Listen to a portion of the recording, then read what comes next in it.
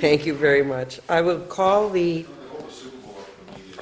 Town of Lake Mills Annual Meeting of Electors to order on this Tuesday, April 21st, 2015 at 7 p.m., 7:05 p.m. here at the Town Hall.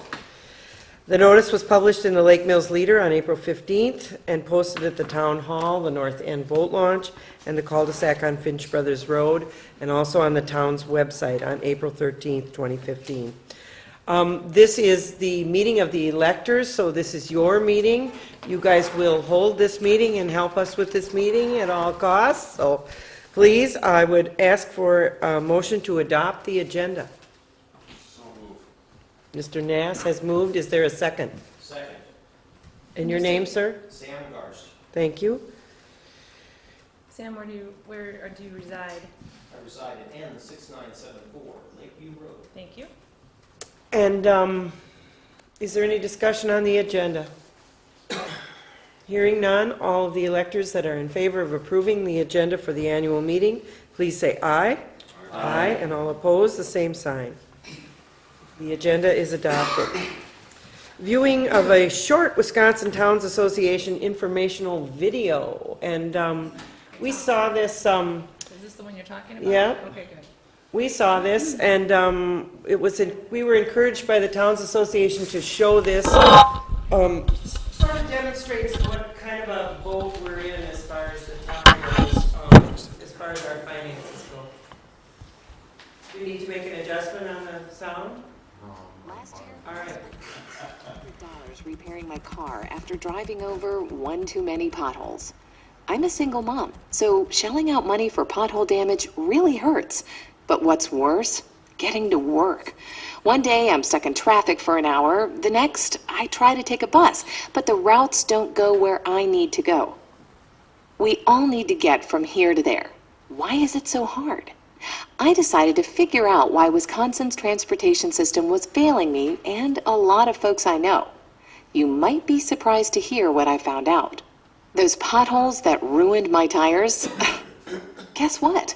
More are on the way.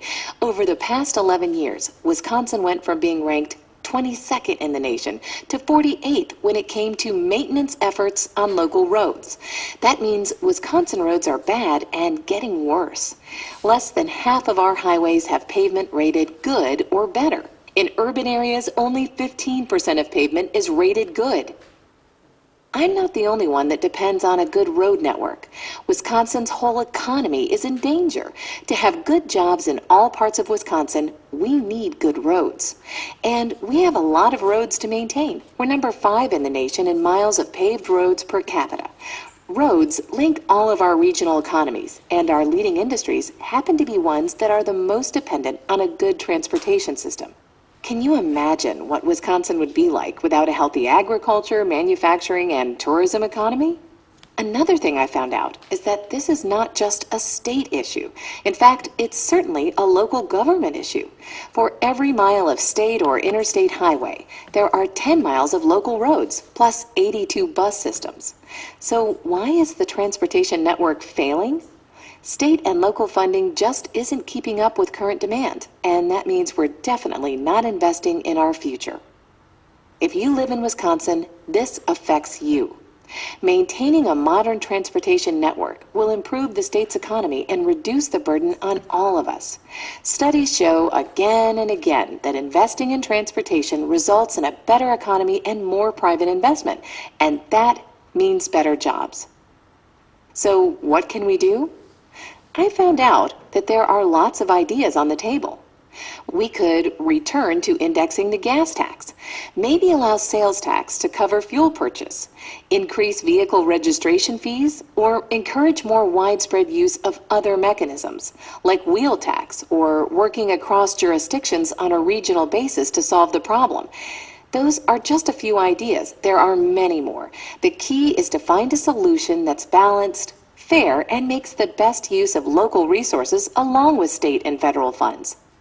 Whatever we do, we should get it done soon. It's one thing for my car to fail on me because I run into a pothole. We simply cannot afford to let our entire state economy fall into a pothole. Our congested, deteriorated roadways and lack of transportation alternatives are making Wisconsin less attractive to visitors and less competitive in business. I'm one mom that thinks it's time to fill the potholes and keep Wisconsin moving.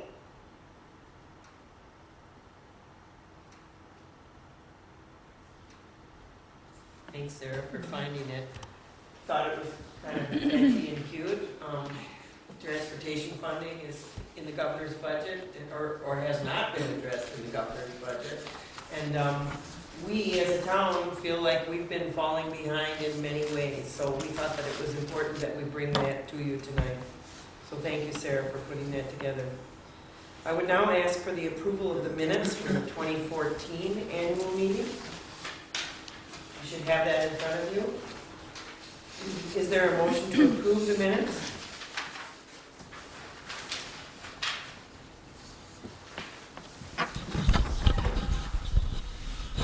I'll move to approve minutes. Is there a second to that? I'll second. I have a name for the, Jim Hines. We got those names, good. yes. Is there any discussion? Does anyone see anything that is amiss in the annual meeting report? Any discussion? Hearing none, all in favor of approving the annual meeting minutes from 2014, please say aye. Aye, and all opposed, the same sign.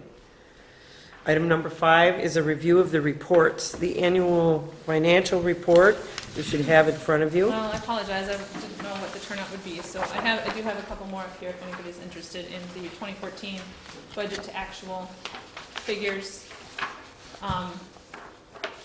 Not much to report. Overall, we came out as we were supposed to, so it's just Any shows highlights, the Sarah? details.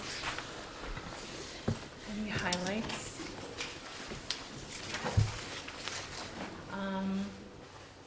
Well, first thing that comes to mind is actually a low light with how much we've been spending on snowplow removal, but it's a necessary evil. However, we had budgeted for it, so highlights. We were easily able to move a little bit of expenses or a little bit of budgeted monies around to cover things that we did go over on a tiny bit. So I would note on page 5, it looks like there we went over by almost $5,000. I wrote a little note there that there was an offsetting $4,000 in grant money that is in the revenue side there, so that's not as bad as it looks. That's in the Rock Lake account under the Clean Yeah. Boats, Clean Waters. Yes. And you guys on the board have this from, when did we look at this? March, I think? February?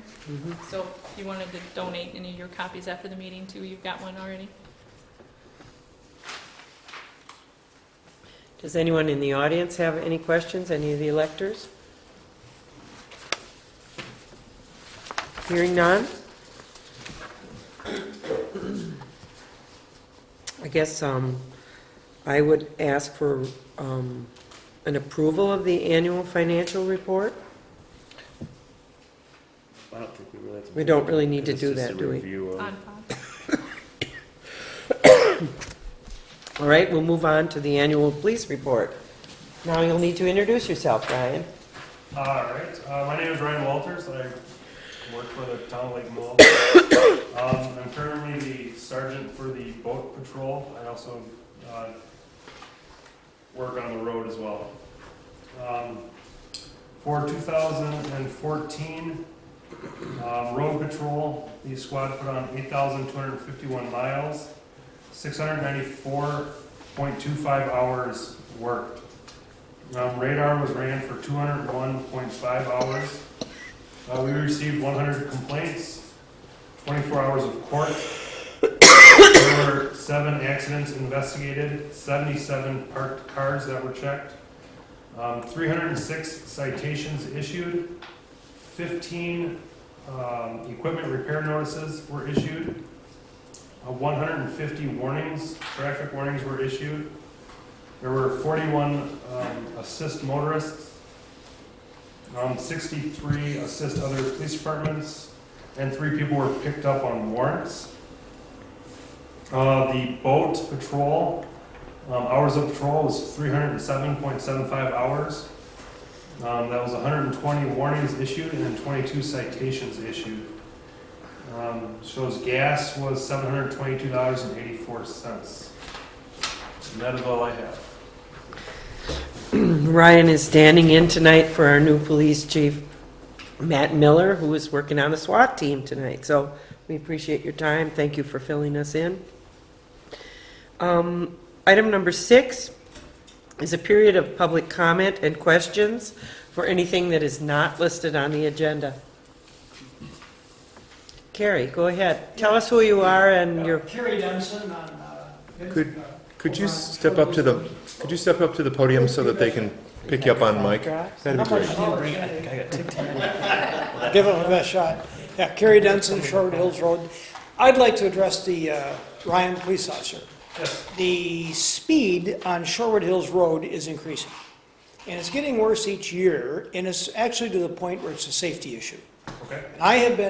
I run out there, and I have been forced off the road twice in the last year on Shorewood Hills Road. Okay. And I frequently see people going in excess of 40 miles an hour. And we need it. Now, I've talked to the Jefferson County Police Department, and they'll patrol it, which means they drive through. Well, that gives us visibility for approximately 3 minutes. What we need is somebody to park, and you can certainly use my driveway, and hand out at least warning tickets. Because what we really need, I think, is a show of force. If they see a squad car with somebody pulled over and your light's going, and even if you just talk to them, it slows people down and they know it's being enforced. But we need a show of force. Now, we've got little kids on that road, and they're not supposed to ride bikes off the end of the driveway, but it happens. And when you're going 40 miles an hour, you're going to hit a kid.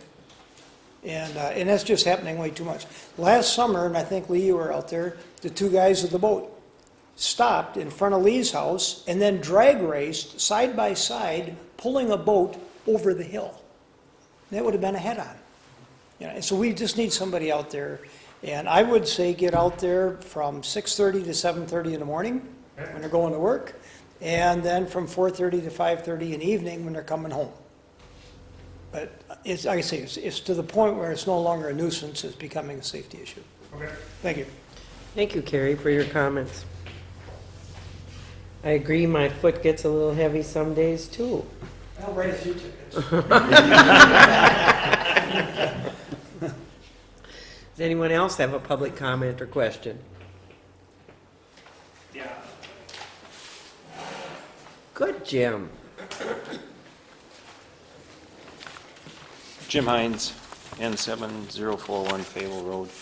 I'll just tag on to his comments about the police. I traveled the interstate coming home maybe a month ago. You guys were sitting out there on the interstate.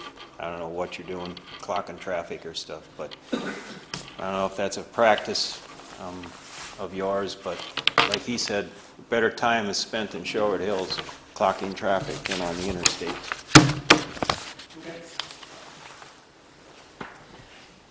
I, for one, am pretty pleased about our police department because we've had the retirement of our chief, long-term chief, Bob Delaney, and we have a new police chief. We also have 3 new Lake Patrol officers and a couple of really dedicated road patrol officers.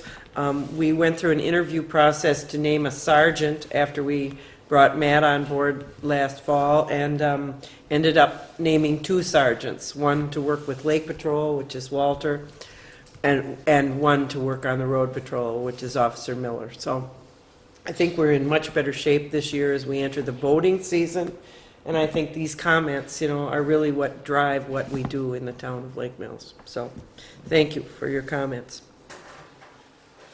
Any other comments? Moving on. Item number 7 is old business. Item A is the discussion of the refurbishment of London Road. And just as a quick historic passage, we as a town board several years ago applied for a TRID grant. We're quite surprised by the help we had from our engineer when we found out that we would be over the amount of the grant by about maybe $500,000. And so we decided to return that grant, not wanting to tie up the funds of the town of Lake Mills for the next 10 years on one 2.5-mile stretch of road. And so we have been struggling through the last couple of budgets to decide what we would do about the deteriorating condition of London Road and other roads. And so just as a history lesson, that's where we are. London Road is our lowest rated road at this point in time on the PACER scale. And we have been discussing the idea of borrowing money, adding a special charge to the tax bills to cover the cost of that, and trying to accomplish between $100,000 and $150,000 worth of paving, which will only be about 1 mile of the 2-mile stretch of London Road. So that's kind of what we're facing tonight.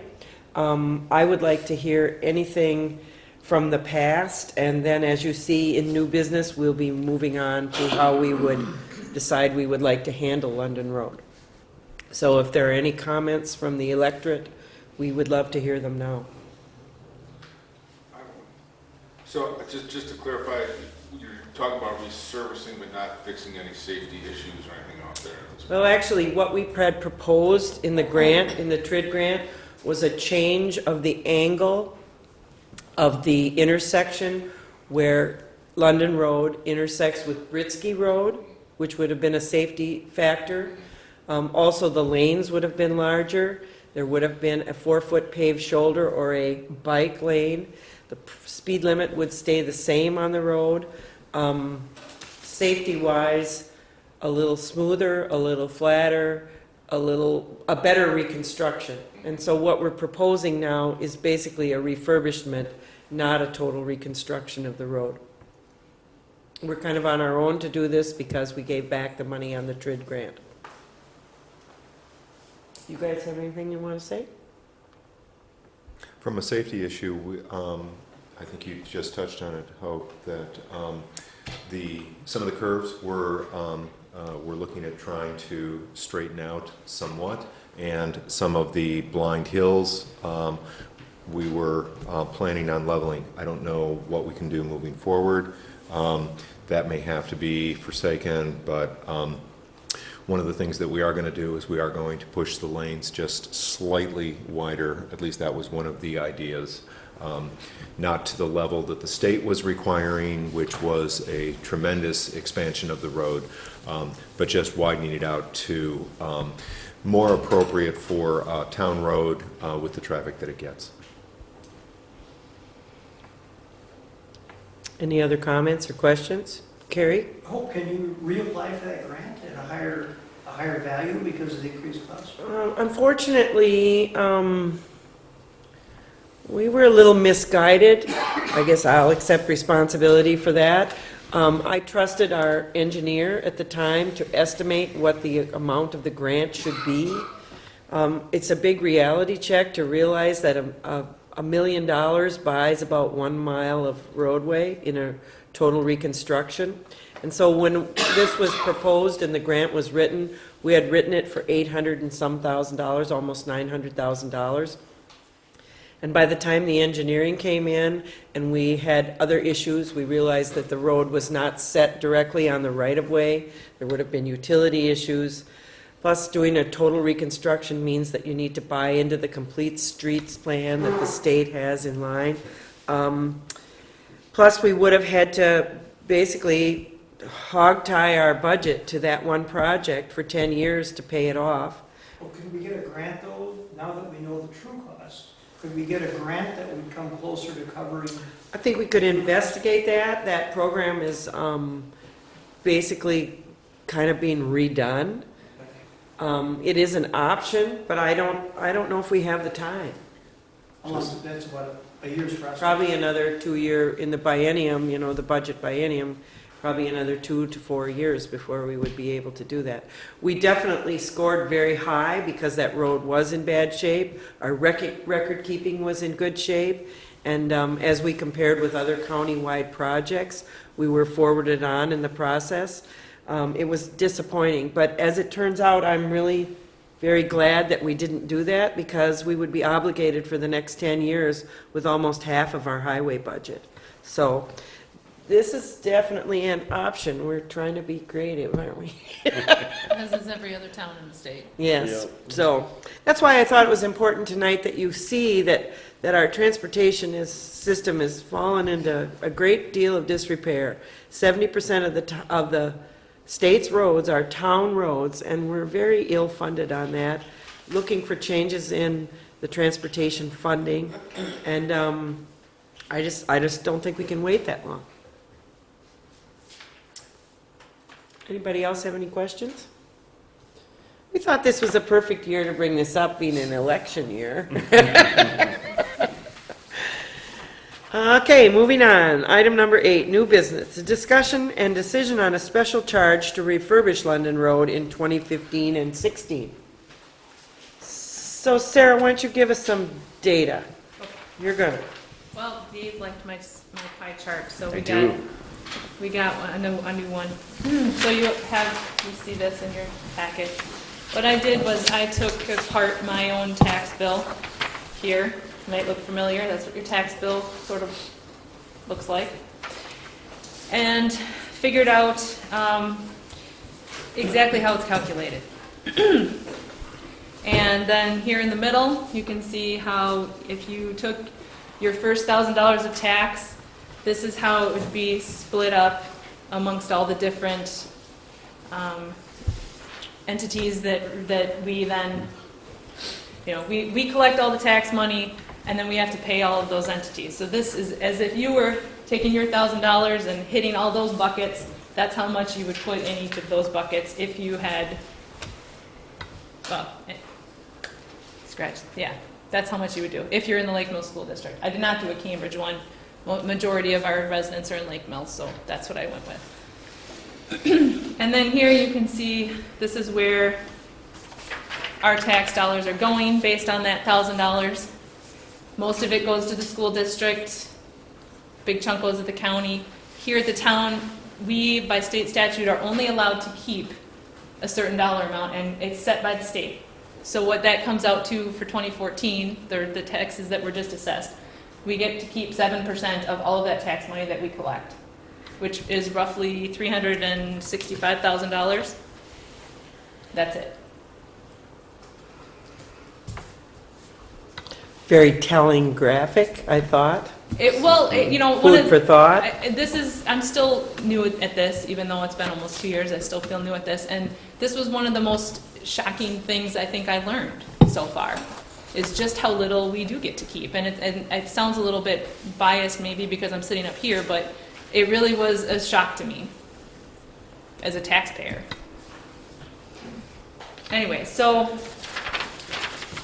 then Dave asked me to figure out, okay, if we were to add $100,000 to that and be able to retain not just the $365,000, but be able to keep an extra $100,000 to use for road construction, what would that mean to the tax bill? So I figured that out. For a property that's assessed at roughly $350,000 here at the top, that would equate to $124 extra dollars on the tax bill, which is about 35 cents per thousand of assessed value. Went down a little further and broke it out, that same $1,000, this is where it would all go. You'd have $22 per thousand going to roads. This is what over here to the right is what you saw on the other side of your paper. That's the original without the roads in it. This is with.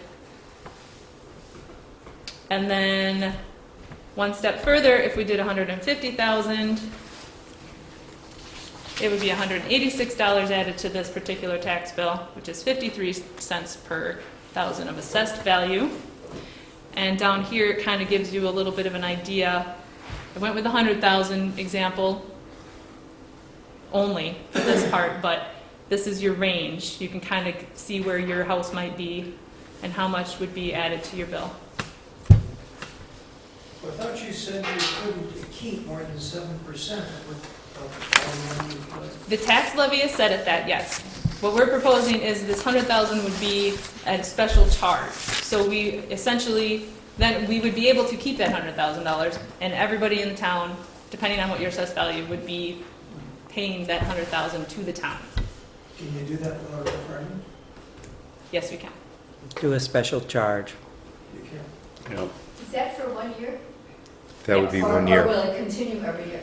Well, that depends on if we want to continue to keep doing road construction of this kind every year. If it's just 1 year, it's just 1 year, but we could continue to do that until all 38 38. miles are done, too. That would be up to us. Us. Hopefully, that's not the way, it's not a very sustainable fiscal mechanism. But this is kind of the boat we're in. If you look closely at our highway dollars and the amount we're spending on snow removal, it leaves us a whole heck of a lot less than what we need to refurbish any road. And so what we were planning on bidding is planning on bidding a mile of London Road this year, doing the work this summer, borrowing the money probably from the state trust fund loans, and then paying it back in January when our tax funds come back in. Hopefully, we would be able to do that the second year to finish the entire length of London Road. Talking about a heck of a lot of money just for refurbishment, not for reconstruction of a road. And we have 38 miles of roads. London Road, as I said before, is our lowest rated road, but we have many other roads. And if we were to commit all our funds, say we were to commit $100,000 or $150,000 of our highway budget to that, we would not be able to do anything else. Patch potholes, take down brush, do any of the curbing or the sign work or any of the other things that we do to maintain our town road. Snow removal. Sure. Go ahead. You said that to replace the road, it was about $1 million a mile. No, $1 million. $1 million a mile Right. to completely replace it. What is it going to cost on the refurbishment per mile? Well, that's what we're figuring. Around 100,000. About 100,000, Right. maybe 125 or 135,000 Okay. Ed? And a refurbishment is it like a resurface of the existing pavement? Is it just filling in potholes? No. What is No. refurbishment? It actually would be, some of the grade on London Road is, the substructure is substandard. So basically, we'd be putting 4 to 6 inches of gravel on top of the existing blacktop, milling it about 8 inches deep to get a good even mix, and then laying down 2 10-inch lanes, and then also coming back with, 2 foot, You need 2 10-foot. two 10-foot lanes, and then coming back in and having a 2-foot gravel shoulder on each side, and then we'd obviously have to ditch it where it's needed. So it wouldn't be, the thing with the reconstruction and what the state was asking to do is they wanted the whole road undercut, they wanted 3-inch rock put down, then they wanted 1.25 inch rock put down, then 3/4 inch rock, and then 2 layers of asphalt, which would give you a higher PSI rating than what a county highway has. So that's some of the reason why that was so expensive. And I guess some of our feelings are mine, don't want to put words in anybody else's mouth, but London Road has held up quite well for the age of it is. So by adding some gravel and pulverizing and getting a relatively even mix, and then putting down a compressed 2-inch binder, and then coming back over with the 1.5 inch compressed top coat, we were hoping that we could get a road that would last quite a few years. And by doing this, hopefully over a number of years, in 38 years, we'd be able to repave all of our roads. Now, obviously, if we've been down Newville Road lately, that road's not going to last. What year you want to do that? Year 36 or 37? So we're falling behind. Jim, he was town chairman for years, not to drag into this, and we looked at, since crude oil prices went so high and the economy had turned, and the levee was frozen, the ability to be able to maintain is about, and that's a poor job of maintaining, is all we've been able to do. So hopefully, if we can do this special assessment to pay down debt, which is legal to do, and hopefully the emulsions have lowered in price, because I think, if I remember right, Jim, what were like $25 or $26 a linear foot to do repaving?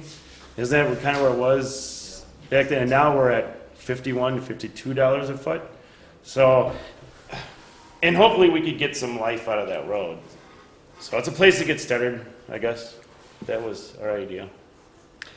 Just to give you an example of the kind of Band-Aids we've been putting on, if you travel London Road and you get just past the London Lodge, there was quite a busted up area there, kind of dipsy doodles through there, and we put 2 wedges in there last year. Jefferson County did the work for us, and those 2 patches of asphalt cost us $4,000, and that's just a tiny little Band-Aid on a big sore. So it's a really hard place for us to be. We're lucky this year, we've had a very light winter. We haven't dumped a whole lot of money towards snow removal, but it really hog ties us to do any of the major work that needs to be done. So we're hoping that this is a temporary solution, that the state will come through with more locally shared road funds. Steve's making funny faces. It's probably not going to happen, but this is one solution that we thought would be of less pain to the taxpayers than to let the roads entirely go to heck. Hope you might want to point out that we actually learned of this from other towns around the area who are doing this and have been doing this for a while, to basically get around the same kinds of things that we're struggling with. No funds available, and roads in a slow death spiral. So, You know, we're pretty hogtied with those levy limits. So this is just one solution that we thought might work. We'd really like to get London Road up to snuff, then we can move on and deal with some of the other roads that are needing help. Anybody else got anything they want to throw in here? So in reality, we're going to have to do this for 2 years if we're going to try to finish London Road. For that one road. For that one road. Right. Yes. Was that road wide enough to put down 2 10-foot lanes plus your shoulders without regrading ditches? And Leroy, you're right. Your comments were spot on. That road varies from 19 feet to 20 feet. It's kind of all over the place. So if you went for the solid 2 10-foot lanes, you would have to do the edge of the road work would have to be, kind of homogeneous with the rest of the road so you don't break off that edge.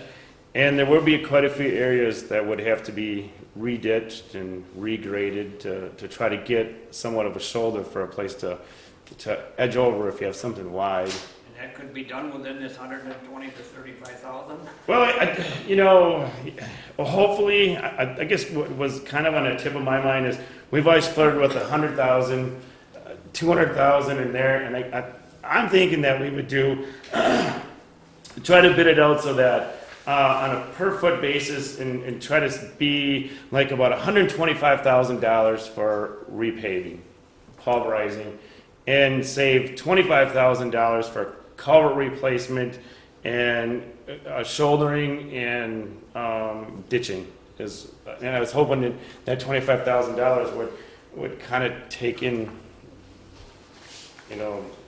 that mile. I guess, I know.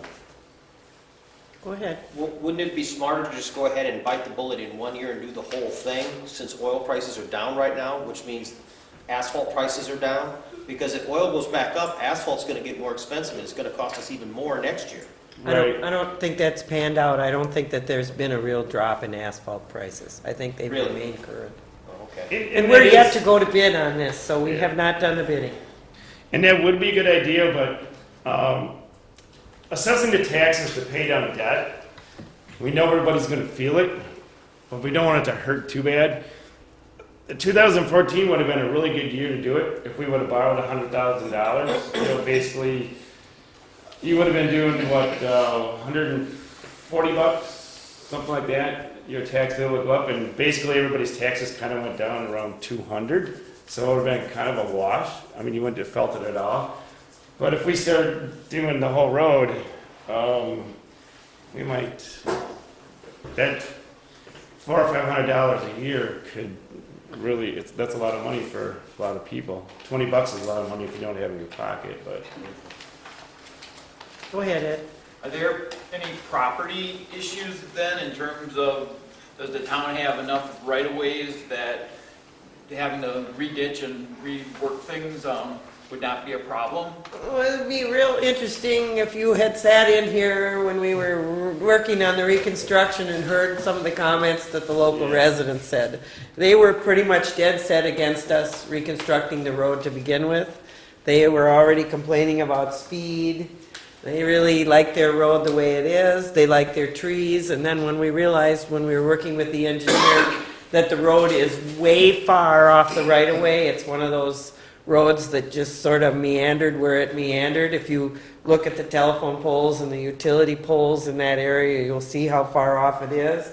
I think this is the lesser of all evils as far as the residents are concerned. I'm surprised none of them are here, because they were sure here those nights. And the answer to some more of your question that you had there, there was areas in there that, like Hope said, the right-of-way is pushed so far to the north that you would be taking out some pretty good-sized oak trees in some people's front yards, or you would have to have a land acquisition to try to get the road to stay where it is. There's no way. By doing a pulverizing, we can leave the road right where it's at, and then we wouldn't have right-of-way issues. Any other comments? I told these guys when we did our road tour this year that this is my least favorite moment of being the town chairman, is to look at these roads. It's very depressing. It didn't used to be so bad, but in the last 10 years, things have really changed. And of course, we suffer, when you saw those statistics in the graph, we suffer from probably the state's worst weather. I mean, the location that Wisconsin is in, we take the brunt of all the winter weather and all the sand and the salt and all of those things. So I think it's a combination of us basically turning our back on the infrastructure for quite a while and getting by and putting Band-Aids on, and now it's going to come back to haunt us. So we've struggled a lot with it. I certainly hope that you as citizens understand that we're trying to manage the money that we are gifted with the best stewardship we possibly can. And I think actually the amount of time that we've talked about this, worked on trying to figure out a way, once we realized that the grant was not the right thing to be doing for the town, for the finances, for the long term, this, in my mind, is a great compromise. Yes, it's expensive, but at least it is getting us going on something that is problematic and is not going to get better unless we do something about it. Steve? What would you like from the body here? Nothing, just to Your talk thoughts? about it. I mean, and the next thing. It's your guys' tax money. So I'm just looking at the agenda, it says discussion and We decision. need to have a motion from the floor to assess this special charge to refurbish London Road in 2015-16. And if you want to talk a dollar amount, I think we'd be interested in that. We've toyed with the 100 to 200,000. I don't know. I guess 150 would be good. Yeah, It's we shot want in the it middle. not to 150 exceed. per year you're talking about? Yes. I'd make that motion. Like so move. I'll second that. Can I ask a question first? Sure, discussion. With a special charge, how high, is there a limit that the town can charge on a special charge before it has to become like a referendum type of an issue or a tax voting issue? I'm not exactly sure about the limit, but we Yeah. did some research on the special charge, hoping not to get jilted out of office. Well, we can verify that before. Yeah, we can do look it. at that. I also know that we really, with the size of town that we are, we could have done this without asking. Not a good idea. No. Yeah. So I doubt that there is that problem.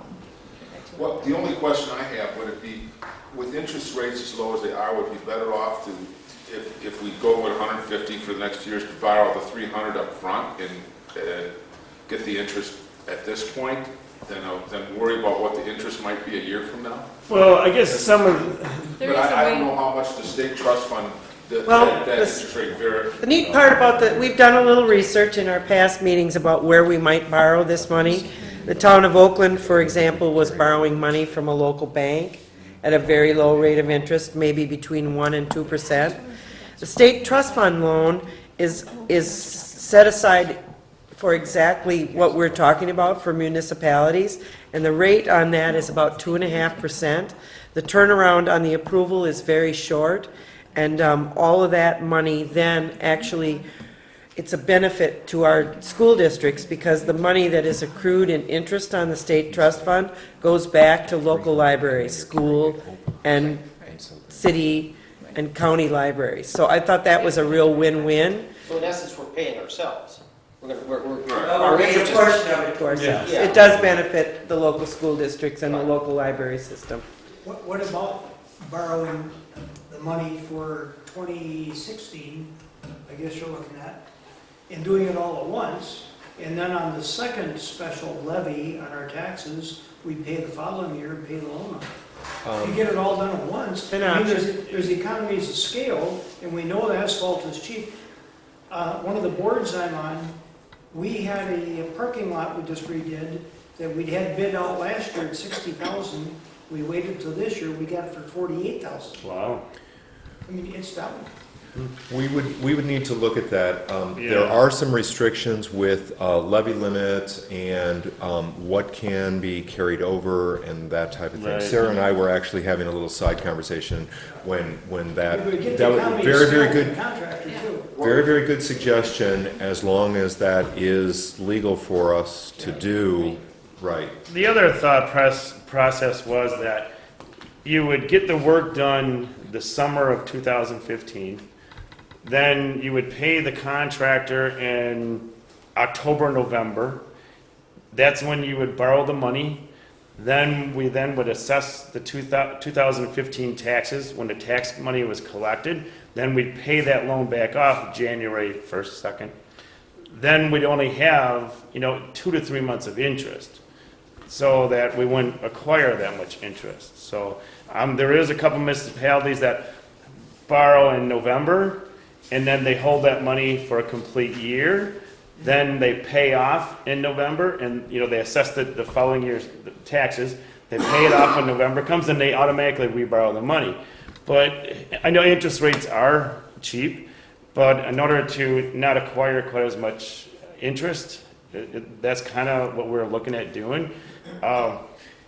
And if you want, we could investigate that. But I think what we ought to do as far as this motion is that this is a policy issue from the town residents. Right. Say, look, we have to get this started, we have to get this fixed, and it's gonna be a lot of other roads, and I think we do 150 for 2 years, and let the board, trust our board to work out how the best financial situation, how the prices go, the bids come in, let them work that out, but authorize that as a policy thing.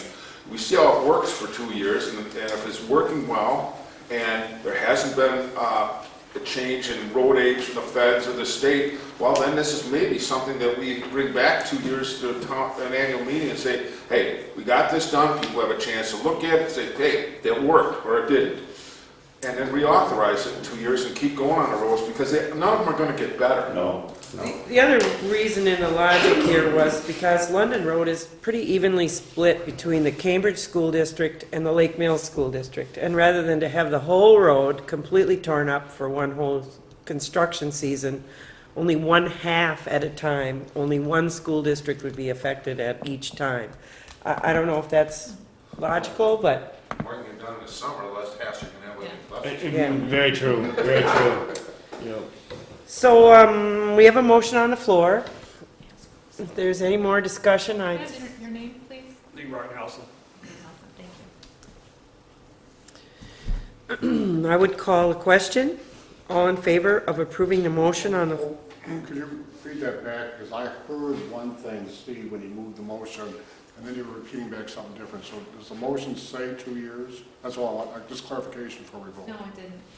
Well, that's what, I guess my intention was, 300,000 over 2 years, however it works the best for the borrowing, and let the board decide how it works the best and get the cheapest money and the cheapest prices. all right? Is everyone, So up to. Leroy, is that then what you're seconding? I would accept that, yes. all Okay, right, fine. Yeah, thank you for clarifying. all right. All in favor of the motion on the floor, please say aye. Aye. And all opposed, the same sign. Now, the next item B is a discussion and decision on, there's a state statute that says the towns cannot exceed over $5,000 per mile for highway construction without approval of their electorate. And so this is a housekeeping item. So I would ask for a motion to exceed the $5,000 per mile limit. So moved. And a second on that? I'll second. And is there any discussion on that? Simply a housekeeping item. Thank you very much. All in favor of this motion, please say aye. All opposed, the same sign. Thank you. A discussion and decision on a request from the citizens for a better environment to fund research on the Creekwood Unlimited Renewables Complex. I'd like to read a letter. Could you Go come up ahead, here, Marty.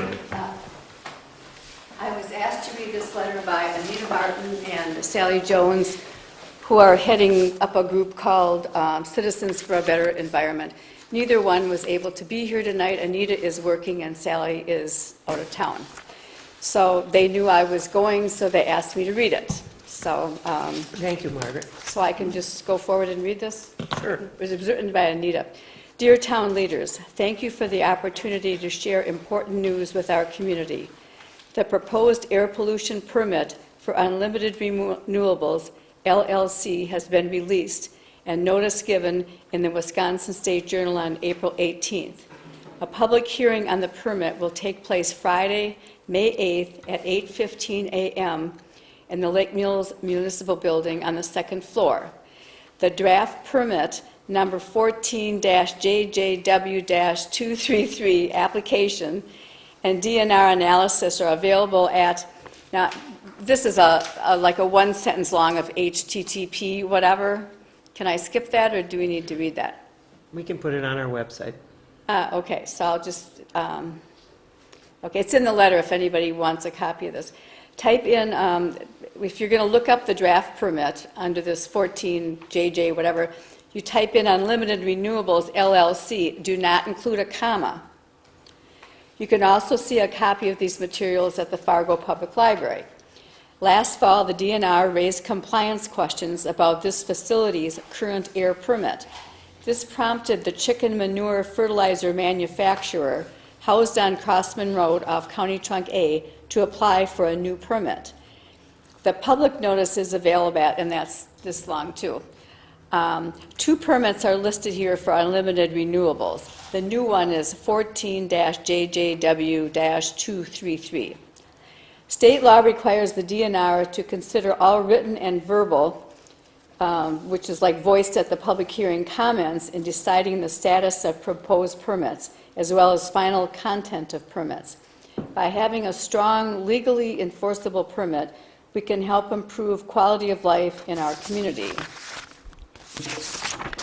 The public comment period runs now through May 18th. You can learn more about Unlimited Renewables LLC by viewing a Citizens for a Better Environment / Lake Mills community meeting, which was held on April 9th. It's on Charter Cable Channel 994, Monday through Saturday at 8 p.m. and Saturdays at 9 a.m. and 4 p.m. It's also available at a YouTube address. CBE has hired an air engineer to analyze the draft permit and related environmental documents. Watch for more information or call 920-285-0707 if questions. Sincerely, Anita J. Martin, volunteer for Citizens for a Better Environment. And then she has her, must be her cell number and her home number. Okay. Do you want a copy of this? Okay. I did some scribbling on the back. I can get one from her if you'd like. What? I can get one, just email her and get one from her if you'd like. If you want to keep your scribbles. Yeah, I have it at home. She Okay. forwarded it to me today, so. Okay. If you'd rather have it by email, I can send it to you too if you. Either way, I just want one for the file. Okay. Thanks. Thank you, Margie, for reading the letter. So this question has come before the town board for many months. Anita came to us and asked us for money to help her pay for the research work that they were doing on the permit. And we, at that time, as a board, determined that we did not want to support that. But we thought that we should put this on the agenda for the annual meeting so that the electors could tell us what their thoughts were on this. She originally asked us for like $300 to $500 to fund the work that they were doing on the permit study. And I guess I'd like to hear what the audience has to say, what you electors think. I think it's an issue that does affect the township and the city as far as odors go, and the way things are going with the legislature and the DNR, we might never get another opportunity because it seems like the DNR, things are changing within the DNR. Whether it's for the better or not, it depends on your opinion. But if this permit is not going to come up again, for probably in our lifetimes, I think it's an issue that we should all be looking at. Anybody else have any comments? Anybody want to make a motion? Your meeting. I would make a motion that you have you already looked at funds for this group? They came and requested, and at that time, we looked at our budget and said we weren't exactly sure where we would take the funds from. And so we did not motion that evening to fund this study. I would point out that this coming on top of just putting a special assessment in for town roads is not the best time to be asking for more money. So. I do think that I agree with you. Anita's done a good job of showing us and telling us of her research. She's done a great job of handling that odor reporting line. She also has done a little research work with our assessor, who has told us several times that they are lowering assessments near the Creekwood facility to accommodate the odor issues. And so it's going to affect our bottom line as a township. So I guess I'm up for whatever you think. Ed, go ahead. Do we know, like if the DNR is having to do its, research into the approval of this permit, would the research that our citizens community group would be doing just confirmation of that research, or is it challenging their research to say that they made mistakes and therefore the permit was not issued on legitimate grounds? I can't answer that question, but I think that that's what they're looking for, is to legitimize the studies that have been done and to look for places where the study is not complete and to bring some questions forward that they have as a group. My takeaway from when Anita was in here was they wanted, as a group, to hire an engineer that was schooled in that air quality permit to be able to dig into the details to see what suggestions or changes need to be made, is what I was hearing. I've got the minutes from that meeting that we've had. The group is looking for financial support so they can hire an independent engineer who can help them take the next step in eliminating the odors, which would include stricter permitting and proposing a county-wide ordinance. Go ahead. And then the follow-up question is, if the DNR allows the permit to go through, is it any different than the state coming in and telling on roads like such as our Main Street project coming into the city here, that this is how it has to be done and it's going to be done this way? Boy, I sure don't want you to mess those two issues together. Don't do that. But my question is in terms of if the DNR has said, we've done the research, we've done our research and we've done the permit, you have no, regardless of what you're going to find and spend your money on, you're not going to come up I with think we're a ways away from that, Ed. I think we're a ways away from that because what this group has done is put together a citizens grassroots action group, and they have incurred some expense to have this done. I am assuming that they have already done this. They have requested the public hearing, which will be held in early May. Is it May 8th, 9th? I should have that detail in my head. So there will be public comment made, which I would think that the DNR would consider at that point in time. What this group has asked us for is to help them fund the research they have done ahead of this. The meeting is Friday, May 8th at 8:15 in the municipal building downtown. I would just make a comment. Go ahead. I think what the work that people have done on this issue is extraordinary and very timely and reasonable. I would caution the board on supporting independent groups because I'm afraid if you get into this situation, the next thing is there's going to be a group coming forward that wants to do some extra research and engineering on a pipeline. There's also going to be, who knows, another group that sprouts up and we have to do more research on the emerald ash borer.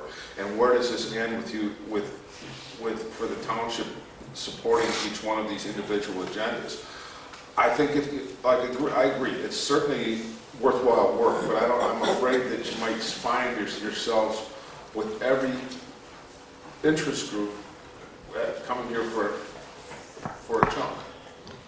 And then London Road doesn't get done. Yeah. I mean, I agree with the group, and I think there's certainly problems. You know, I live next to the chicken farm, but I don't know if that's where, I don't know if this is the right venue for that. And that's kind of exactly where we came down on it too, was, you know, it's a private grassroots action group, and they can't raise $500 among themselves, then, you know, I said I would personally support that, but I didn't think that it was a good use of town funds.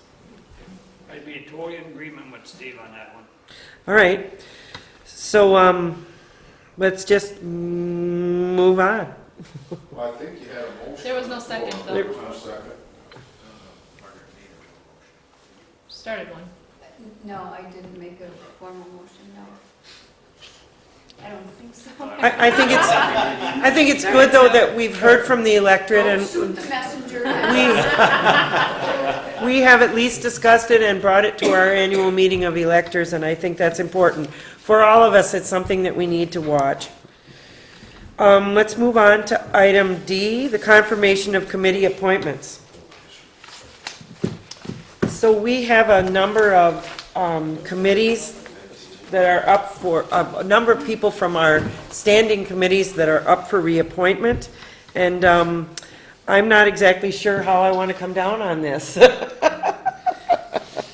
There are two seats on our planning commission, the seat that Mr. Colgrove, our former supervisor, had, and also the seat of John Schultz, and, Nass, I'm sorry. Dan Schultz. Steve Nass and John Schultz are the two seats on the planning committee that are up for reappointment this year. And both of those guys have agreed to serve again this year. And so I guess that I decided that I would like to keep their appointments alive and let that go. Our planning committee will meet again, and when they meet again, they will have a new officer, our new second supervisor, Lee. And so I was hoping that they, at that time, would shuffle the deck and decide how they want their officers to be. So that's kind of how I'm going to leave it. The two confirmations that I will make tonight are the appointment of Steve Nass for another 2-year term and the appointment of John Schultz for another 2-year term. The library board is the only other committee that is up for reappointment. Dr. Liebenow has served on that board, and that appointment comes up in July of this year, and I am certainly going to honor his participation for the many, many years he has. So I haven't spoken to him about this yet, but I'm sure that he will want to continue in his service there. So those are the two appointments that I would make this evening. Joint Rock Lake Committee?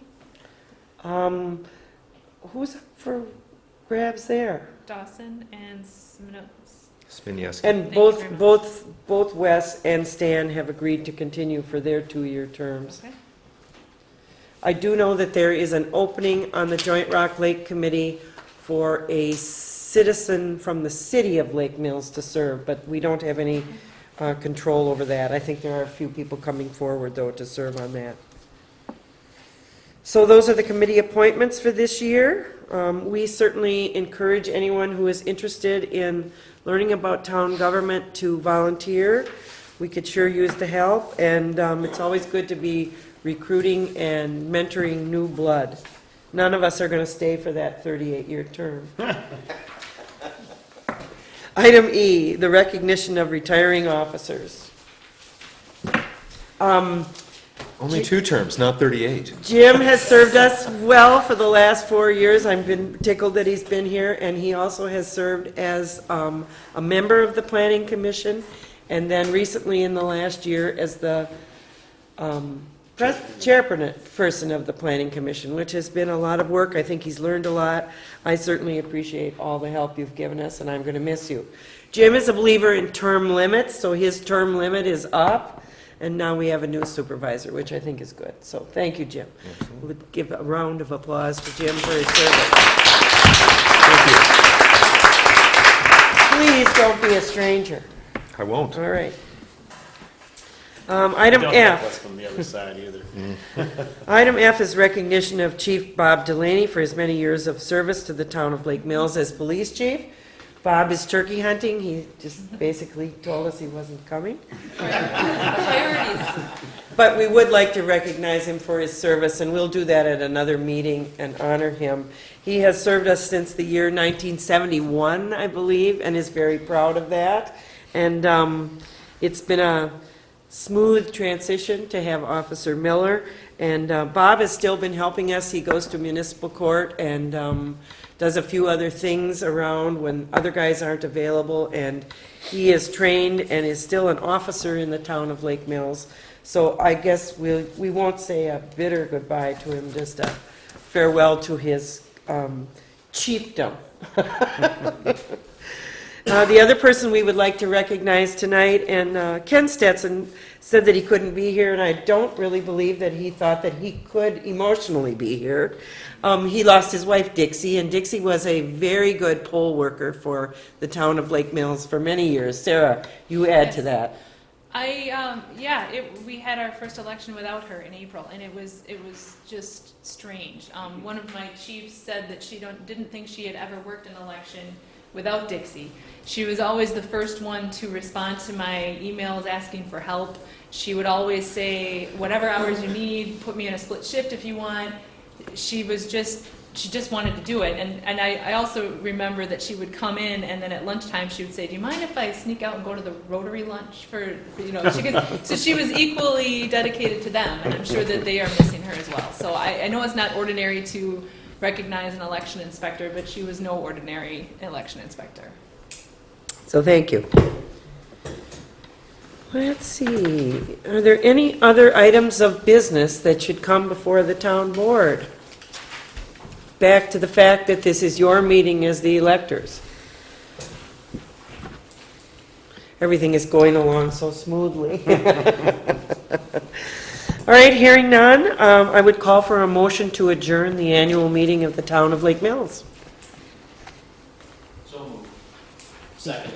Thank you. Meeting is adjourned.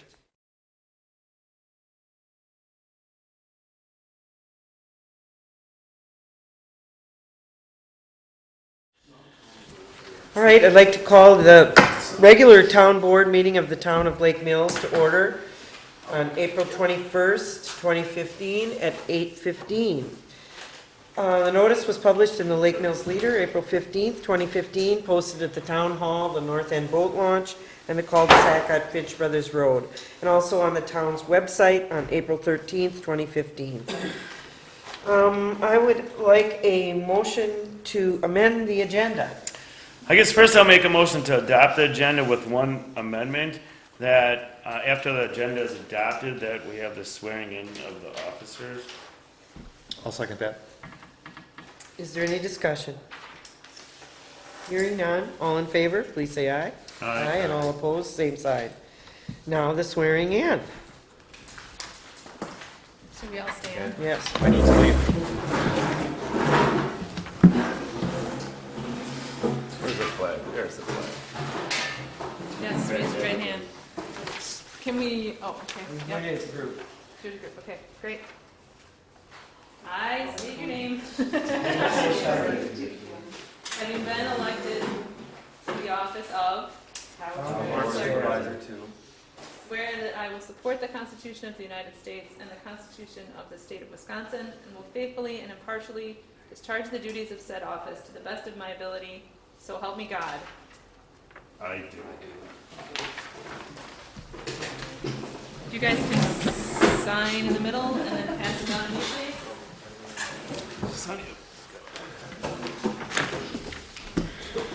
Thank you, Sarah. Thank you, Dave. Thank you, Hope. No, Can't let you go. no, you don't want to let me go. It's okay. You be alone.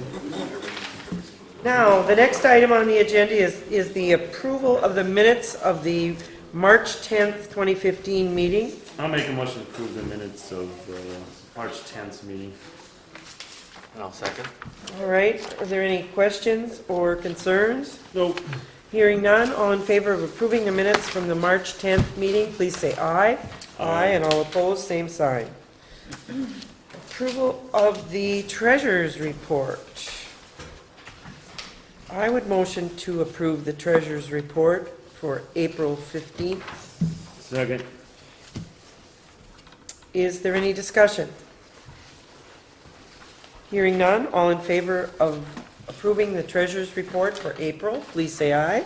Aye, and all opposed, the same sign. Now the approval of the general funding vouching. I'll make a motion to approve April's disbursements of $36,773.42. Are there any questions? Dave, I can't believe it. I'm good with it. All right. All in favor, please say aye. Aye. Aye, all opposed, same Did you sign. get a second on that? I'll second. Thank you, Sarah. I wanted to ask our hardworking treasurer, Sharon, how she's coming with her dog licensing. There are currently 54 dogs out there that are not licensed. Now you're gonna hear the town chairman scold and say, if you have a dog in the town of Lake Mills and you have waited this 3 months, you are now going to be in big trouble with our town police chief. Please get your dog licenses in. It's kind of a headache for us. We are responsible for this for public health.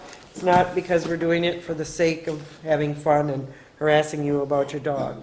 So please get those dog licenses turned in, and if not, you're going to be seeing some of our police department. I also want to comment that there is now just one outstanding personal property bill out there. It's Crowville Oasis.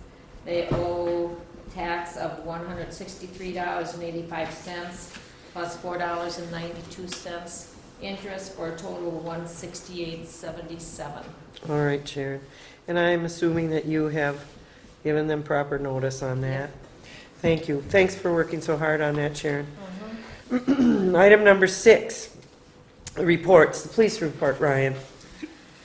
In March, there was 24 3/4 hours of road patrol, 6.5 hours of radar, 2 complaints investigated, 2 hours of court, no accidents, 12 citations were issued, 1 equipment Our repair notice was issued. 7 traffic warnings were issued. 1 assist other department. The boat did not make it on the water in March. Good. Good. Thank you, Ryan, and thanks for filling in tonight. No problem. Item number B, the Joint Rock Lake Committee report. I don't see anyone here from the Joint Rock Lake Committee, but you were there, Ryan. We had a nice meeting of the Joint Rock Lake Committee. We introduced the new boat patrol officers we have to the members of the committee. We also had the warden there. Just a nice kind of get-to-know-you kind of thing. We did talk about some of the ordinances that we have that govern activities on the lake, on the waters of the lake, and on the ice of the lake.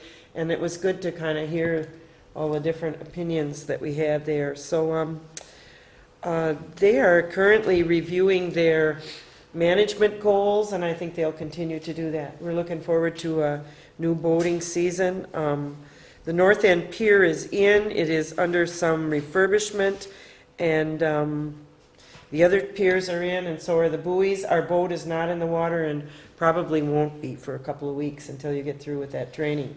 Our group of officers is going to be doing a training in Green Lake the first part of May for water safety patrol. What are they gonna do with the bumpers in the north end?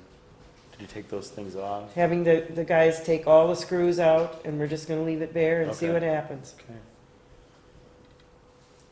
When you know you'd ask that question. Well, I was just kinda curious. You mentioned it. Planning Commission report. Planning Commission, we acted on 3 different things that came before us, and I believe that they are all on the agenda for you tonight. And they all passed, Jim? That is correct. With the Okay. exception of Mr. Rip, he's not on the agenda tonight. Oh, I'm sorry, yes, that is only for notification. That is not actually a board action. I'm sorry, yes, you are right. Building placement. Yes, it's just a building placement. All right, that's good. Item D, other committee reports, including CBCW, which is Clean Boats, Clean Waters, and our election. Sarah, why don't you give those reports? Thanks. Clean Boats, Clean Waters, we met, hiring committee of myself, Hope, and Patricia Cicero, interviewed 3 candidates to,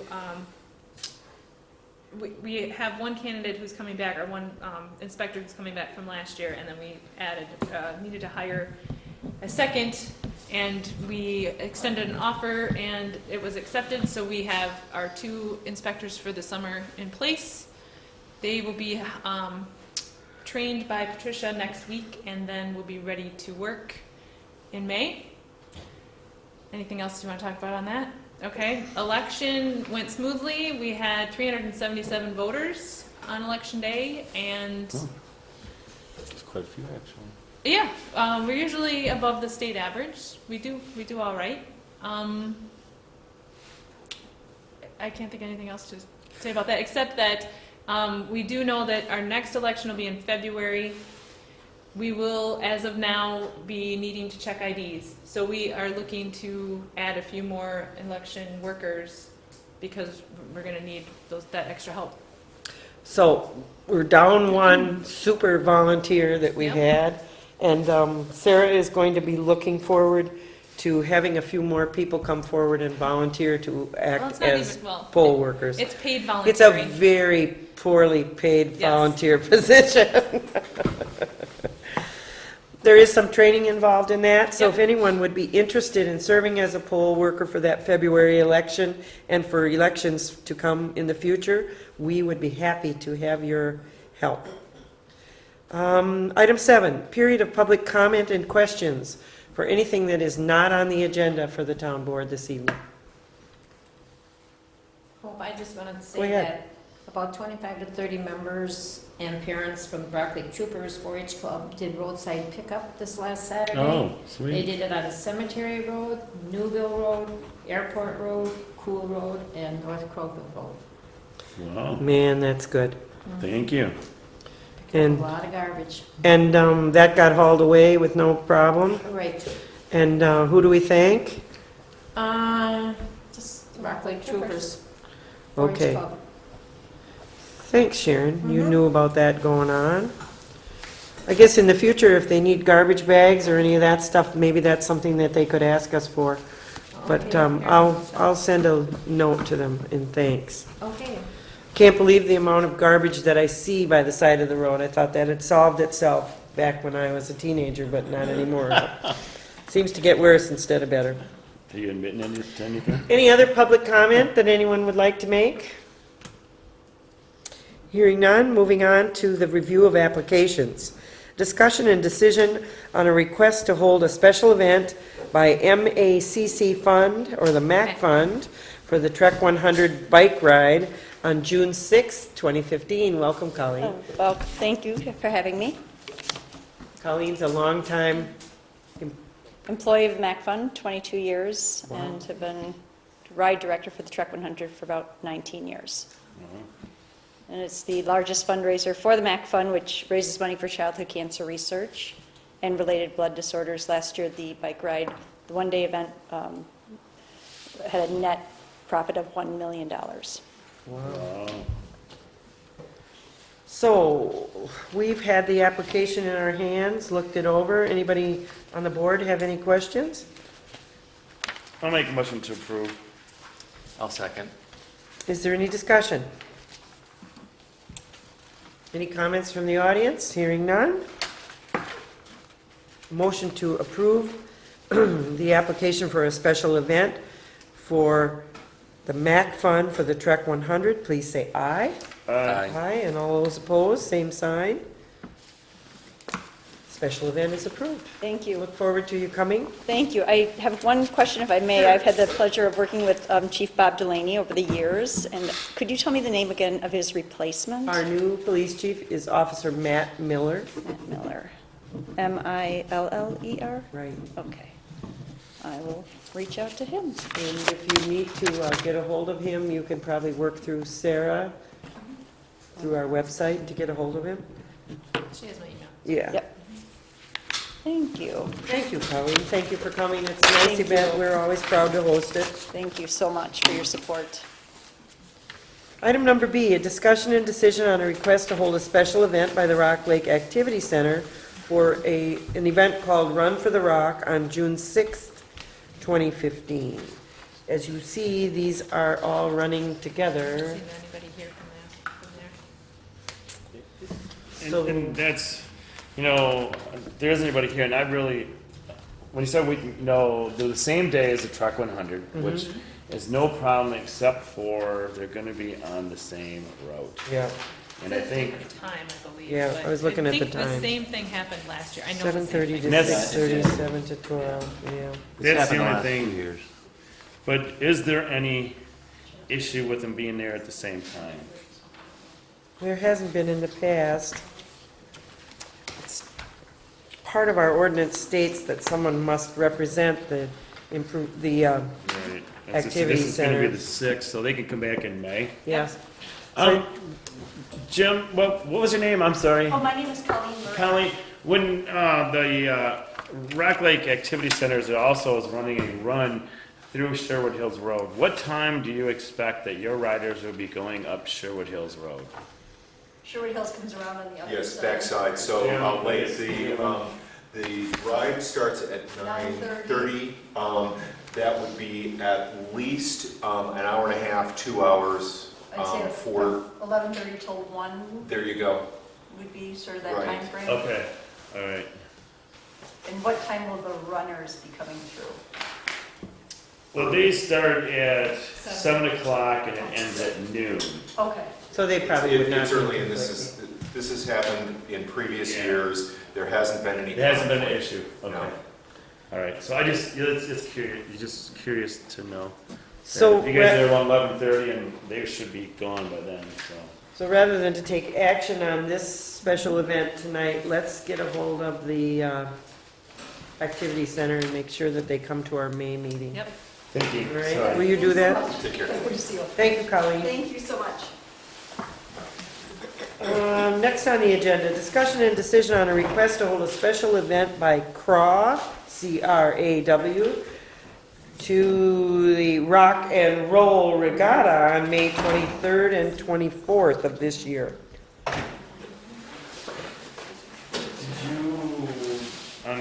This one here, did you want to table this one? Hi. I did not get a chance to talk with JJ. I told him that I would come and represent. He had said that he was not going to be able to make it to the meeting and everything. Okay. I had just not gotten a chance, but I can tell you at least some about the event, if that's okay. Because of the timing and everything like that, it may not be advisable or prudent to push this off. It's your call. I don't think it should be Yeah, pushed off. because there's really doesn't seem to be any change from what they've done in the They past. have, they have run this many years. There have been no problems. They set up a buoy course out in the lake to the wind. It does not block any part of the lake. They request that boats try and stay off of the race course just so that they're not interfering with the racers. This event has taken place in the spring, in the fall. I forget the total number of years. 11th annual. Yeah. Thank you. So I would make a motion to approve the special event permit for CRAW for the Rock and Roll Regatta on Rock Lake on May 23rd and 24th. Second that. Is there any discussion? In Memorial Day, this is the weekend before, right? No, this is No, Memorial this is Day. Memorial That's Day. the only change this year, is that it is on Memorial Day. And you didn't think that was gonna be an issue at all? I mean, we'll be fine? I suppose it depends totally on the weather. Yeah. I think it'll be fine. I think a lot of people really enjoy watching the boats sail. So that starts at 10 o'clock on the 23rd and ends at 4 p.m. on the 24th? Yep. Yes. Right. They run for a couple of hours, depending on the wind. Again, if the wind is high, they tend to abort. If the wind is low, they tend to abort. If the wind is just right, which never happens for sailing. So generally, few hours, multiple races, so the boats are not actually out on the course occupying a large portion of the lake for the whole time. Okay. Okay? Could we make that subject to receipt of the fee, because we have not received that yet? All right, let's make that stipulation. The fees Sarah, required. will you contact JJ or? Yeah, yes. Okay, thank you. All right. Because I would if you wouldn't. So all in favor of approving the special event permit, please say aye. Aye, and all opposed, the same sign. Thank you. And Ryan, for your information, we usually post these on the calendar. Okay. They took the calendar down, so I haven't been posting it anywhere. I don't Well, know we where need they to wanna start post doing it. that, so you guys have an idea of what's coming up. Through the Alright. summer, it would be good, yeah. Things start to get kind of hairy I'll around ask here with Matt what he special wants to events. do.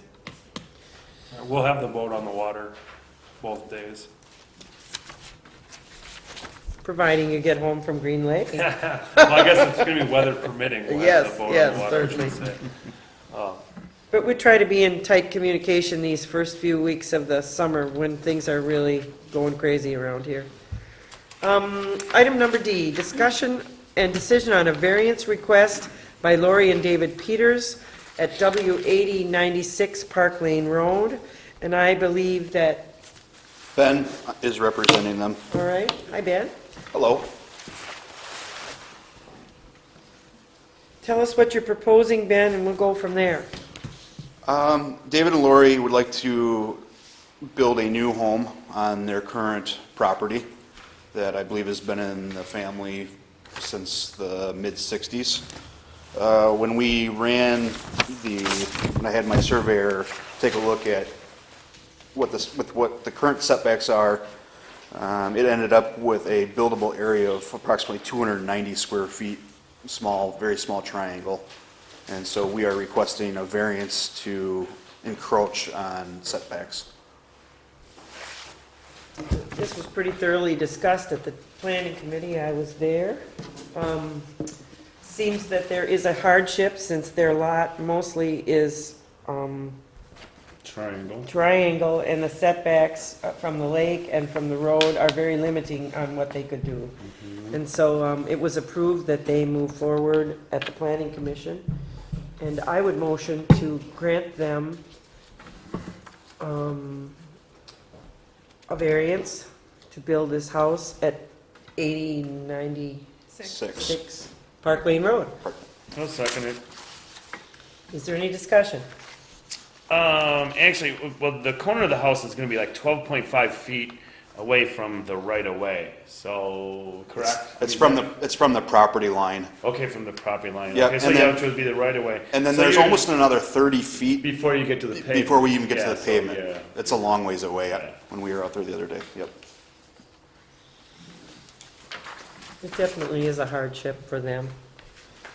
So is there any other discussion or questions? Hearing none, all in favor of approving the variance request for David and Lorraine Peters, please say aye. Aye. Aye, and all opposed, the same sign. Thank you for coming. Thank you, and you got my payment. Yes. Good. Yes. Very good. Thank you, everybody. Thanks very much. Good luck with the county. Thanks. Item E, discussion and decision on a conditional use request by Dale Jenkins at W 9443 East Crowville Road. Welcome, Dale. Thank you. I have 2 acres that's set up for non-agricultural, and I have a large building on it. And at the time we originally set that up, which is about 9 years ago, terms were for no outside storage. I would like now to modify under that zoning to allow outside storage. And I think Steve Nass had made the comment that my proposed use is permissible under the general heading of the zoning I have on that 2 acres. That was at the planning meeting. What's changed that you need to modify it? Well, I have a housemate who had lost a parcel of land. Okay. And he had some outside storage units which were movable. And they were about a quarter of a mile southwest of my property. And to accommodate his needs, I would like to be able to keep those units out there so he has a place to store his materials.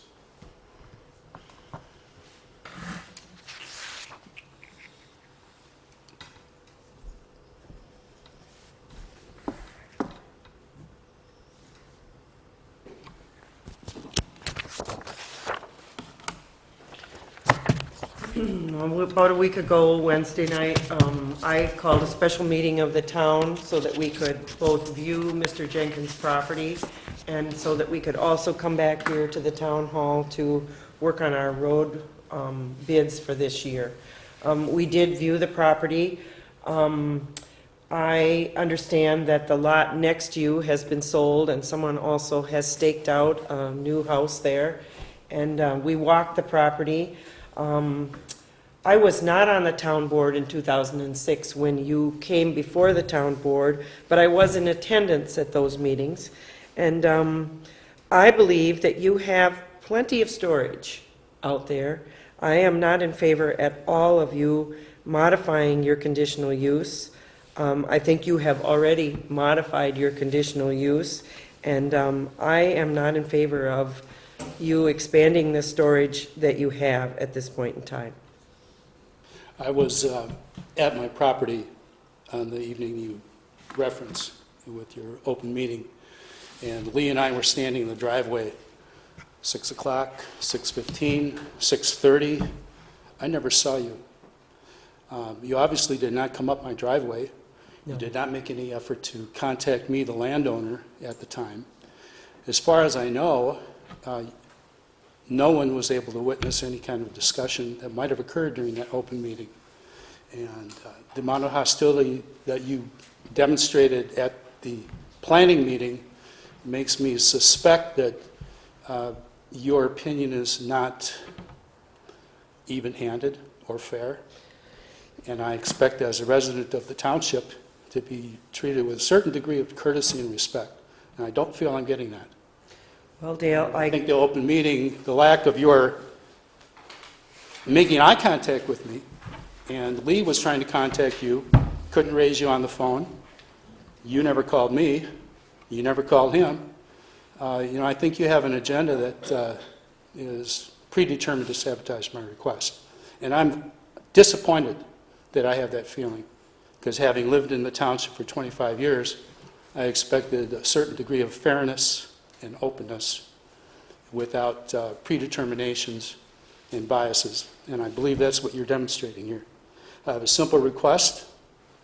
My request is permissible under the type of zoning that I presently have. I'm simply asking to have the language modified.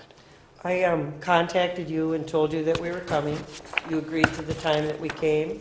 I had been called many times over the course of the last year to come out and look at the lot that was next door to your property for sale, both by the owner of that property and also by the person that wanted to purchase it, and several times also by the real estate agent that was representing them.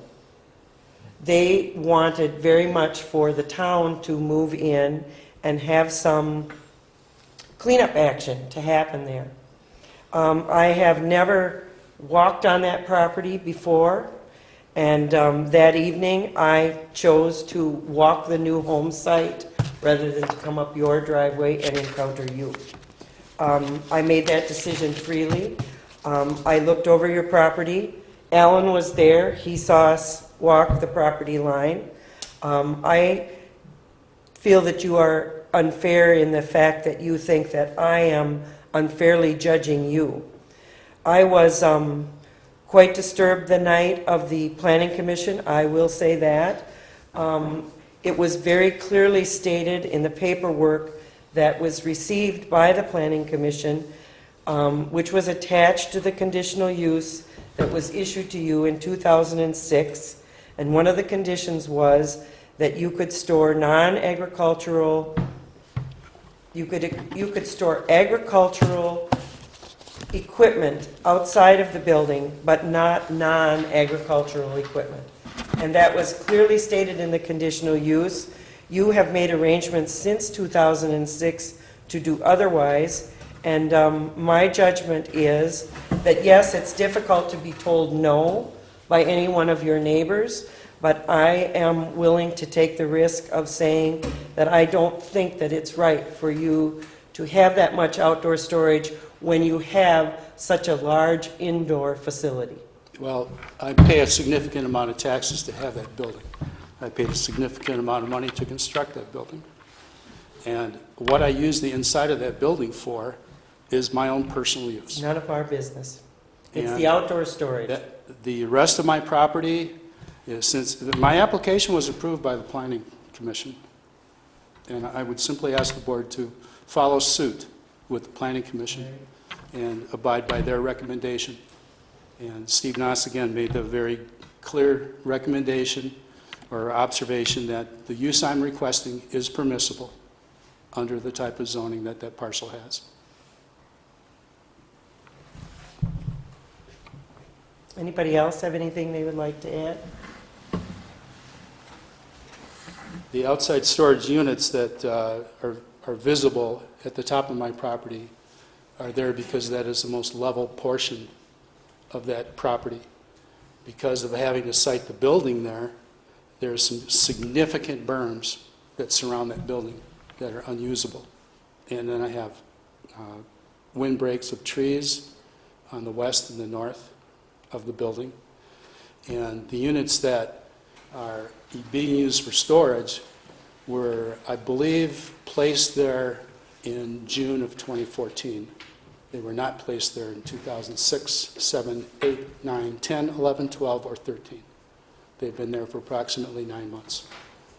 And they were permissible on the property they were at before, and I think they should be permissible on my property. They are movable, not permanent structures. Anyone want to make a motion? I'll make a motion that we approve the modification to the Jenkins property for mixed use, non-agricultural storage and agricultural storage outside.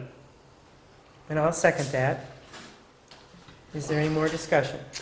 I guess, Dale, the only thing that I'm thinking is I was on the board when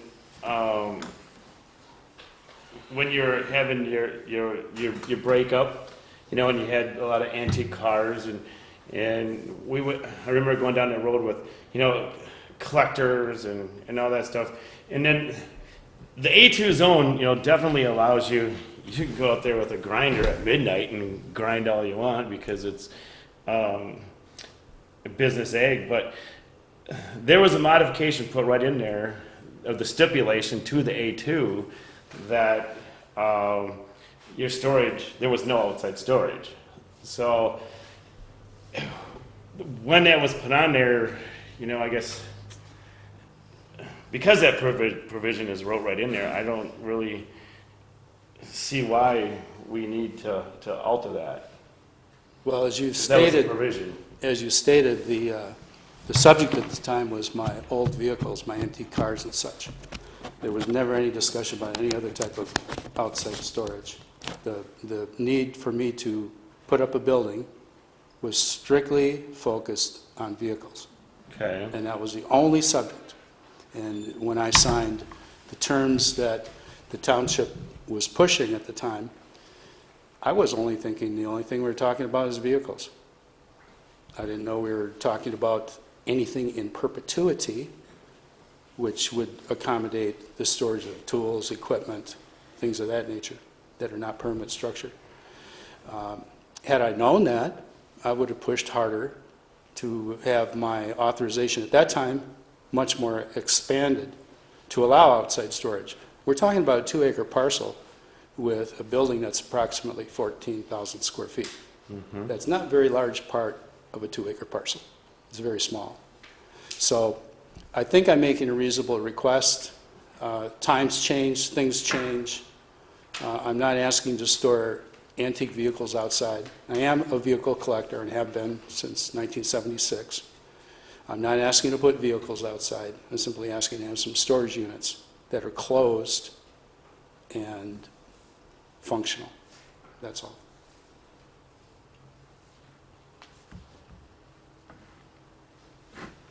Anybody else have any comments? Hearing none, then we'll call for a vote. Sarah, you better do a roll call vote on this. Boy. You could do it. Yep, all right. Supervisor Peterson, Aye. Supervisor Schrader, No. and Chair Ostick. No. Our recommendation will then be forwarded on to the county, Dale, and you will need to bring your case to them. Okay, thank you. You bet. Thank you. Item number F, discussion and decision on operators license applications. We have one in front of us for Leanna Jane Spencer for the Krogville Oasis. This was brought before us before. She's made some modifications to it, and Well, yeah, essentially, she gave us her server certificate that we were asking for. right. I do not see any other changes. All right, and I would motion to approve the operator's license for Leanna Jane Spencer. Second. Is there any other discussion? Hearing none, all in favor, please say aye. Aye, all opposed, same sign. Thank you. Old business, update on increasing the 2015 highway construction budget. I think we probably pretty much beat that it to up. death, but I think we should review what happened in the annual meeting this evening. We had a pretty good discussion from the electors about our straits as far as London Road goes. We have motion to exceed the $5,000 a mile limit on town roads, and also we have motioned to, maybe you want to read it, Sarah. Yeah, maybe you can help me. Is a motion to spend up to $300,000 over the next 2 years. Assess a special charge. For the next 2 years for London Road. So that's really the only update, just in case the townspeople need to understand what we're doing. Moving on to new business, the discussion and decision on publishing agendas. Why don't we read this, Sarah? Sure. Addressed to you, Ms. Osdick. Starting with the April 16th edition, the Lake Mills Leader will begin charging for meeting agendas, just as we do for our other public notice advertising. This is standard practice for virtually all newspapers across the state. We are making this change in accordance with the regulations set by the state of Wisconsin for all public entities and legally required public notice advertising. The advertising rates for public notice advertising, including meeting agendas, will not exceed those that are issued by the Department of Administration per section 985.08 of the Wisconsin statutes. If you prefer your meeting agenda or other public notice advertisement to appear as a display ad, Wisconsin statutes require that the rate will not exceed the Leader's standard commercial rate for display advertising. Enclosed you will find your most recent meeting agenda notice with the cost that would have been associated with each notice.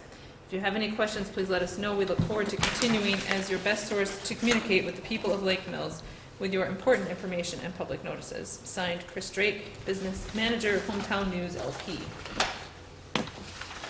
And on the second page, we have some proposed costs for our publication of meeting notices. That was a little suspect to me. Yeah, it is a little I suspect. pulled out, if you remember, when we were deciding whether or not to continue publishing minutes, we analyzed how much it was costing us. And we were spending about $3,000 a year for all notices, but meeting minutes were around $100, $50 to $100 every time.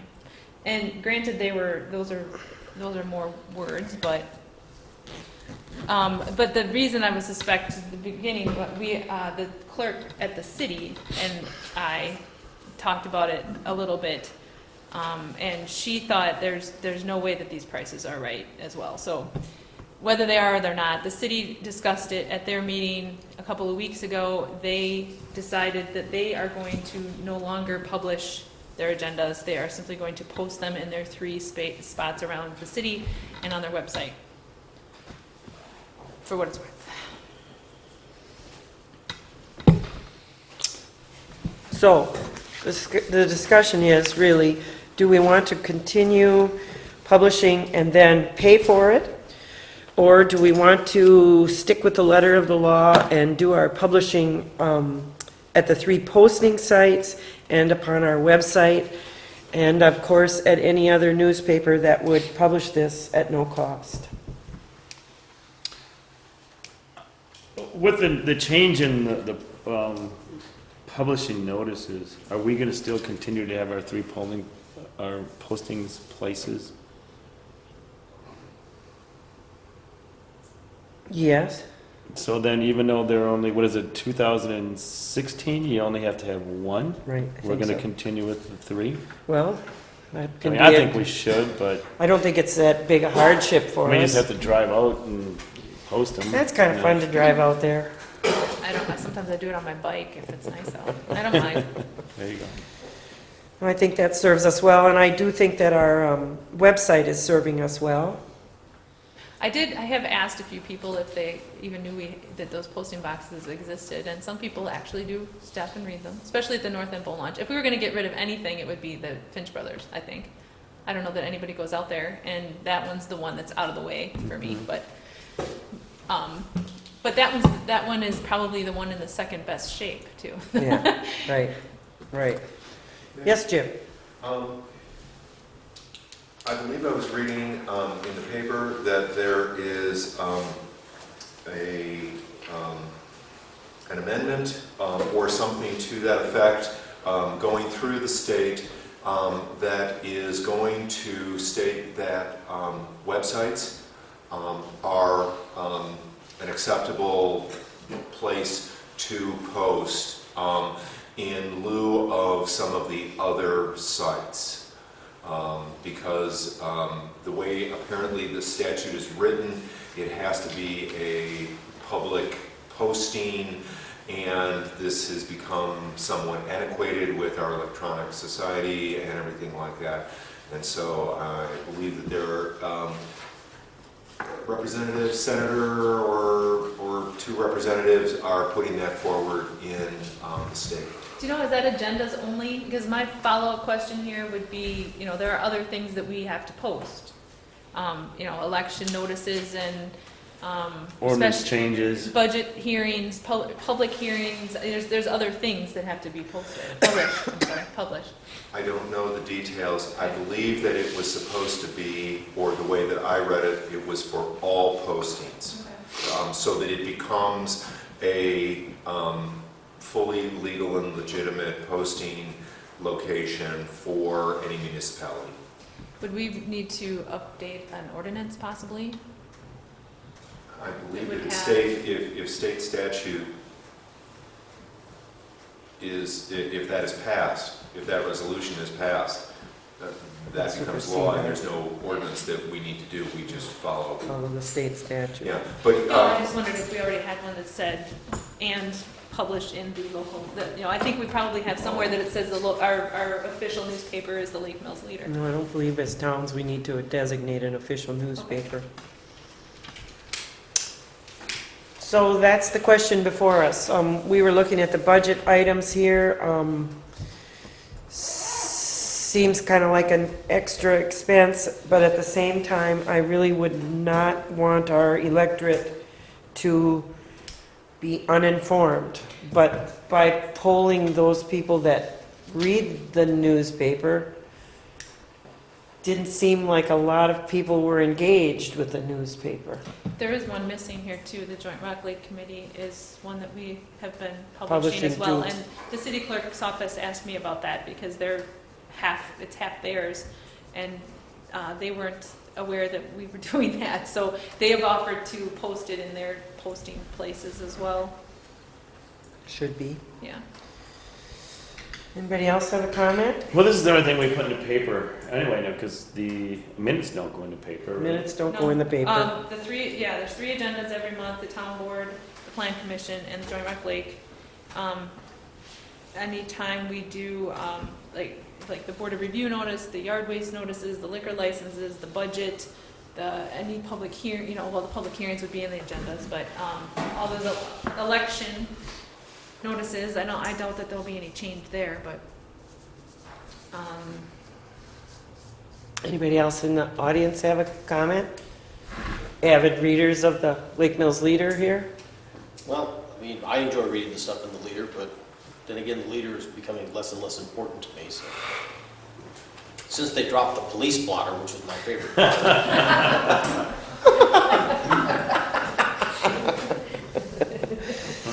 Well, I have been, I don't always remember, but I do try to send it to the Watertown paper also, and they never charge me for it. I don't know, I don't receive it, so I don't know if they publish it every time, but there's that avenue as well.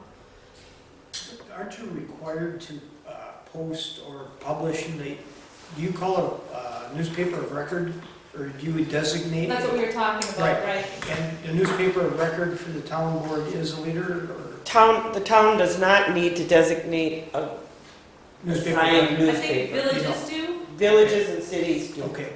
Do you have a requirement just to post so that there's going to be a town meeting? Yes. That's by law. We have the 3 posting boxes, which you heard at the beginning of the Right, meeting. but again, And the website. Does that have to be put in the newspaper or not? That's what we're discussing. Right. That's what we're discussing. Not, well, you're talking about the whole agenda. I'm just saying a notice. There will be a town board meeting, Oh, you know, on Sure. April 21st. So we could hit the news briefs? Right, But I mean, will they give you that much space free? And then in there, just include the agenda will be on the town website. Yeah. That Might be a really good way to Yeah. make that transition. That's a thought. Because we still have our 3 posting spots. mhm. Here at the town hall, Finch Brothers Road, and the North End Boat I Launch. don't think, my neighbors don't even know that, well, maybe he knows it's there, but I don't think the rest of our neighbors even know that's there. You know, I think the Finch biggest, Brothers, yeah. the biggest tool for us to communicate with the citizens of the town of Lake Mills and the city is our videotaping.